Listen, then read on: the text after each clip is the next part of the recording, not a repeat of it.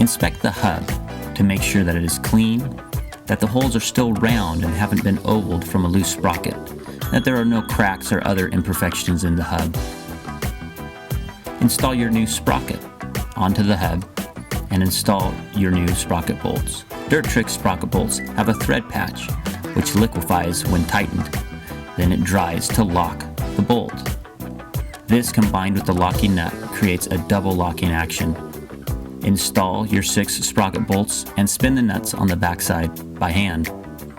It is best to mount the wheel back onto the motorcycle in order to hold it while torquing the sprocket bolts. This is a box end wrench with a fitting for a socket drive.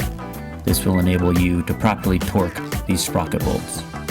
On this Honda motorcycle, the specification is 25 foot-pounds in the owner's manual.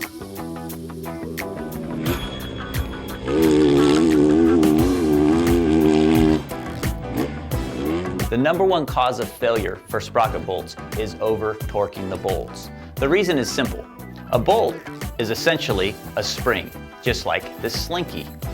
And a slinky has spring and it will hold tension, as will your bolt. As you stretch it, you achieve tension and it's pulling back on what it's fastening. But eventually, if you stretch it too far, just like this slinky, it yields. Now the slinky no longer holds tension. The slinky is broken. It will never hold tension again. The same is true for bolts. When we tighten them to the point that they reach their yield point or stretch too far, they will no longer spring back or hold tension. The story goes like this. I installed my sprocket bolts and 20 minutes later they were loose.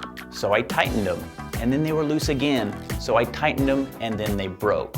The clue is that the new sprocket bolts came loose right away. They were over tightened at installation and they yielded. Don't ever over tighten your sprocket bolts.